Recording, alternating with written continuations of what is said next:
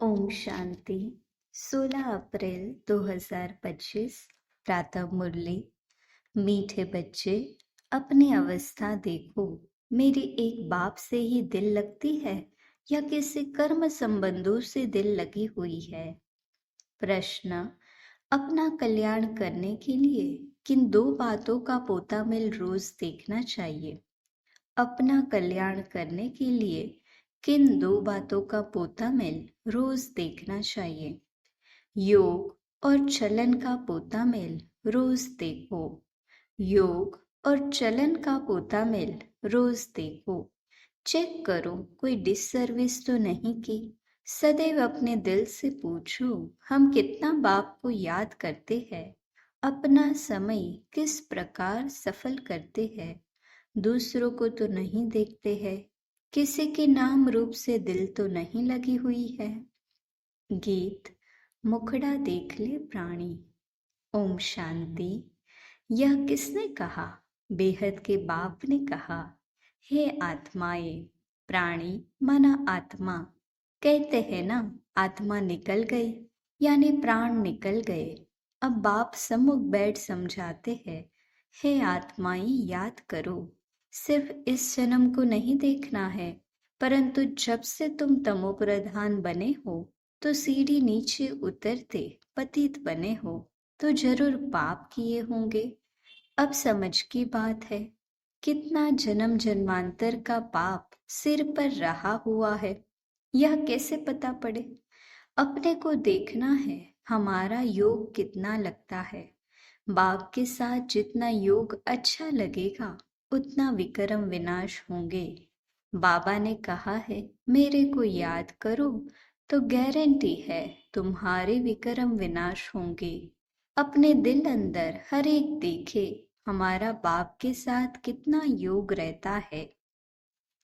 जितना हम योग लगाएंगे पवित्र बनेंगे, पाप कटते जाएंगे, योग बढ़ता जाएगा। पवित्र नहीं बनेंगे तो योग भी लगेगा नहीं। ऐसे भी कई हैं जो सारे दिन में 15 मिनट भी याद में नहीं रहते हैं। अपने से पूछना चाहिए, मेरी दिल शिव बाबा से है या देहधारी से, कर्म संबंधियों आदि से है। माया तूफान में तो बच्चों को ही लाएगी ना। खुद भी समझ सकते हैं मेरी अवस्था कैसी है।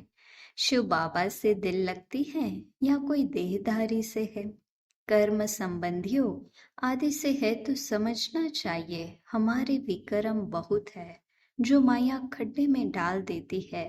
स्टूडेंट अंदर में समझ सकते हैं हम पास होंगे या नहीं, अच्छी रीति पढ़ते हैं या नहीं, नंबरवार तो होते हैं ना।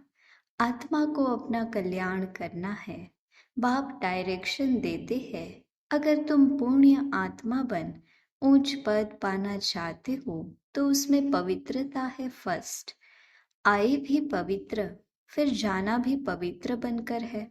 पतित कभी ऊंच पद पा न सके। सदैव अपने दिल से पूछना चाहिए, हम कितना बाप को याद करते हैं, हम क्या करते हैं। यह तो जरूर है, पिछाड़ी में बैठे हुए स्टूडेंट की दिल खाती है। पुरुषार्थ करते हैं ऊंच पद पाने के लिए, परंतु चलन भी चाहिए ना। बाप को याद कर अपने सिर से पापों का बोझा उतारना है। पापों का बोझा सिवाय याद के हम उतार ही नहीं सकते, तो कितना बाप के साथ योग होना चाहिए। ऊंचते ऊंच बाप आकर कहते हैं, मुझ बाप को याद करो तो विक्रम विनाश होंगे। टाइम नजदीक आता जाता है, शरीर पर भरोसा नहीं है। अचानक ही कैसे कैसे एक्सीडेंट हो जाते हैं। अकाले मृत्यु की तो फुल सीजन है, तो हरेक को अपनी जांच कर अपना कल्याण करना है। सारा दिन का पोतामिल देखना चाहिए, योग और चलन का। हमने सारे दिन में कितने पाप किए। मनसा वाचा में पहले आते हैं, फिर कर्मणा में आते हैं। अब बच्चों को राइटियस बुद्धि मिली है कि हमको अच्छे काम करने हैं, किसको धोखा तो नहीं दिया, फालतू झूठ तो नहीं बोला, डिस सर्विस तो नहीं की, कोई किसी के नाम रूप में फंसते हैं तो यज्ञ पिता की निंदा कराते हैं। बाप कहते हैं किसको भी दुख न दो, एक बाप की याद में रहो। यह बहुत जबरदस्त फिकरात मिली हुई है। अगर हम याद में नहीं रह सकते हैं तो क्या गति होगी। इस समय गफलत में रहेंगे तो पिछाड़ी को बहुत पछताना पड़ेगा। यह भी समझते हैं जो हल्का पद पाने वाले हैं वह हल्का पद ही पाएंगे। बुद्धि से समझ सकते हैं हमको क्या करना है। सबको यही मंत्र देना है कि बाप को याद करो। लक्ष्य तो बच्चों को मिला है। इन बातों को दुनिया वाले समझ नहीं सकते। पहली पहली मुख्य बात है ही बाप को याद करने की। रचेता और रचना की नॉलेज तो मिल गई। रोज रोज कोई ना कोई नई नई पॉइंट्स भी समझाने के लिए दी जाती है। जैसे विराट रूप का चित्र है, इस पर भी तुम समझा सकते हो कैसे वर्णों में आते हैं। यह भी सीढ़ी के बाजू में रखने का चित्र है। सारा दिन बुद्धि में यही चिंतन रहे कि कैसे किसको समझाऊं। सर्विस करने से भी बाप की याद रहेगी। बाप की याद से ही विक्रम विनाश होंगे। अपना भी कल्याण करना है। बाप ने समझाया है तुम्हारे पर 63 जन्मों के पाप है। पाप करते करते सतो प्रधान से तमो प्रधान बन पड़े। अब मेरा बनकर फिर कोई पाप कर्म नहीं करो। झूठ, शैतानी, घर फिटाना, सुनी सुनाई बातों पर विश्वास करना या धूती पाना बड़ा नुकसानकारक है। बाप से योग ही तुड़ा देता है तो कितना पाप हो गया। सर्वेंट के भी धूते होते हैं। गवर्नमेंट की बात किसी दुश्मन को सुनाए बड़ा नुकसान करते हैं तो फिर उन्हों को बड़ी कड़ी सजा मिलती है। तो बच्चों के मुख से सदैव ज्ञान रत्न निकलने चाहिए। उल्टा सुल्टा समाचार भी एक दो से पूछना नहीं चाहिए। ज्ञान की बातें ही करनी चाहिए। तुम कैसे बाप से योग लगाते हो, कैसे किसको समझाते हो, सारा दिन यही ख्याल रहे। चित्रों के आगे जाकर बैठ जाना चाहिए। तुम्हारी बुद्धि में तो नॉलेज है ना। भक्ति मार्ग में तो अनेक प्रकार के चित्रों को पूछते रहते हैं, जानते कुछ भी नहीं। ब्लाइंड फेथ, आइडियल वर्शिप यानी कि मूर्ति पूजा, इन बातों में भारत मशहूर है। अभी तुम यह बातें समझाने में कितनी मेहनत करते हो। प्रदर्शनी में कितने मनुष्य आते हैं, भिन्न भिन्न प्रकार के होते हैं। कोई तो समझते हैं यह देखने समझने योग्य है, देख लेंगे, फिर सेंटर पर कभी नहीं जाते। दिन प्रतिदिन दुनिया की हालत भी खराब होती जाती है। झगड़े बहुत है।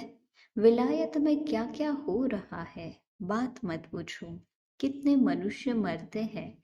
तमो प्रधान दुनिया है ना। भल कहते हैं बॉम्ब्स नहीं बनाने चाहिए, परंतु वह कहते तुम्हारे पास ढेर रखे हैं तो फिर हम क्यों न बनाए। नहीं तो गुलाम होकर रहना पड़े। जो कुछ मत निकलती है विनाश के लिए, विनाश तो होना ही है। कहते हैं शंकर प्रेरक है, परंतु इसमें प्रेरणा आदि की तो बात नहीं। हम तो ड्रामा पर खड़े हैं। माया बड़ी तेज है, हमारे बच्चों को भी विकारों में गिरा देती है।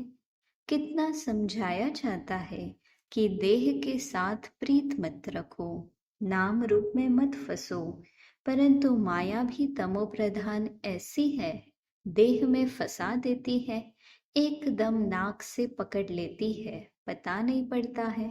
बाप कितना समझाते हैं श्रीमत पर चलो, परंतु चलते नहीं। रावण की मत जट बुद्धि में आ जाती है। रावण जेल से छोड़ता नहीं। बाप कहते हैं अपने को आत्मा समझो, बाप को याद करो। बस अब तो हम गए, आधा कल्प के रोग से हम छूटते हैं। वहां तो है ही निरोगी काया, यहाँ तो कितने रोगी है। यह रौरव नर्क है ना। भल वो लोग गरुड़ पुराण पढ़ते हैं, परंतु पढ़ने अथवा सुनने वालों को समझ कुछ भी नहीं है। बाबा खुद कहते हैं आगे भक्ति का कितना नशा था, भक्ति से भगवान मिलेगा यह सुनकर खुश हो भक्ति करते रहते थे। पतित बनते हैं तब तो पुकारते हैं, हे पतित पावन आओ। भक्ति करते हो यह तो अच्छा है, फिर भगवान को याद क्यों करते? समझते हैं भगवान आकर भक्ति का फल देंगे। क्या फल देंगे वह किसको पता नहीं। बाप कहते हैं गीता पढ़ने वालों को ही समझाना चाहिए, वही हमारे धर्म के है। पहली मुख्य बात ही है गीता में भगवानोवाच। अब गीता का भगवान कौन? भगवान का तो परिचय चाहिए ना। तुमको पता पड़ गया है आत्मा क्या है, परमात्मा क्या है। मनुष्य ज्ञान की बातों से कितना डरते हैं। भक्ति कितनी अच्छी लगती है, ज्ञान से 3 कोस दूर भागते हैं।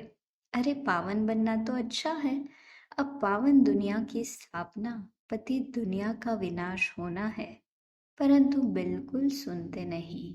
बाप का डायरेक्शन है हियर नो एविल। माया फिर कहती है हियर नो बाबा की बातें। माया का डायरेक्शन है शिव बाबा का ज्ञान मत सुनो। ऐसा जोर से माया चमाट मारती है जो बुद्धि में ठहरता नहीं। बाप को याद कर ही नहीं सकते। मित्र संबंधी देहधारी याद आ जाते हैं, बाबा की आज्ञा नहीं मानते। बाप कहते हैं मामे कम याद करो और फिर ना फरमान बरदार बन कहते हैं हमको फलाने की याद आती है। याद आएगी तो गिर पड़ेंगे। इन बातों से तो नफरत आनी चाहिए। यह बिल्कुल ही छी दुनिया है। हमारे लिए तो नया स्वर्ग स्थापन हो रहा है। तुम बच्चों को बाप का और सृष्टि चक्र का परिचय मिला है तो उस पढ़ाई में ही लग जाना चाहिए। बाप कहते हैं अपने अंदर को देखो। नारद का भी मिसाल है ना, तो बाप भी कहते हैं अपने को देखो। हम बाप को याद करते हैं, याद से ही पाप भस्म होंगे। कोई भी हालत में याद शिव बाबा को करना है और कोई से लव नहीं रखना है। अंत में शिव बाबा की याद हो तब प्राण तन से निकले। शिव बाबा की याद हो और स्वदर्शन चक्र का ज्ञान हो। स्वदर्शन चक्रधारी कौन है यह भी किसको पता थोड़ी है। ब्राह्मणों को भी यह नॉलेज किसने दी? ब्राह्मणों को यह स्वदर्शन चक्रधारी कौन बनाते हैं? परमपिता परमात्मा बिंदी। तो क्या वह भी स्वदर्शन चक्रधारी है? हाँ, पहले तो वह है, नहीं तो हम ब्राह्मणों को कौन बनाए। सारी रचना के आदि मध्य अंत का नॉलेज उसमें है। तुम्हारी आत्मा भी बनती है, वह भी आत्मा है। भक्ति मार्ग में विष्णु को चक्रधारी बना दिया है। हम कहते हैं परमात्मा त्रिकालदर्शी, त्रिमूर्ति, त्रिनेत्री है। वह हमको स्वदर्शन चक्रधारी बनाते हैं। वह भी जरूर मनुष्य तन में आकर सुनाएंगे। रचना के आदि मध्य अंत का ज्ञान जरूर रचता ही सुनाएंगे ना। रचता का ही किसको पता नहीं है तो रचना का ज्ञान कहाँ से मिले? अभी तुम समझते हो शिव बाबा ही स्वदर्शन चक्रधारी है, ज्ञान का सागर है। वह जानते हैं हम कैसे इस 84 के चक्र में आते हैं। खुद तो पुनर्जन्म लेते नहीं, उनको नॉलेज है जो हमको सुनाते हैं। तो पहले पहले तो शिव बाबा स्वदर्शन चक्रधारी ठहरा। शिव बाबा ही हमको स्वदर्शन चक्रधारी बनाते हैं, पावन बनाते हैं, क्योंकि पतित पावन वह है, रचता भी वह है। बाप बच्चे के जीवन को जानते हैं ना। शिव बाबा ब्रह्मा द्वारा स्थापना कराते हैं। करण करावनहार है ना, तुम भी सीखो सिखलाओ। बाप पढ़ाते हैं फिर कहते हैं गुरु को भी पढ़ाओ। तो शिव बाबा ही तुमको स्वदर्शन चक्रधारी बनाते हैं। कहते हैं मुझे सृष्टि चक्र का नॉलेज है तब तो सुनाता हूँ। तो 84 जन्म कैसे लेते हो? यह 84 जन्मों की कहानी बुद्धि में रहनी चाहिए। यह बुद्धि में रहे तो भी चक्रवर्ती राजा बन सकते हैं। यह है ज्ञान। बाकी योग से ही पाप कटते हैं। सारे दिन का पोता मेल निकालो, याद ही नहीं करेंगे तो पोता मेल भी क्या निकालेंगे। सारे दिन में क्या क्या किया यह तो याद रहता है ना। ऐसे भी मनुष्य है, अपना पोता मेल निकालते हैं।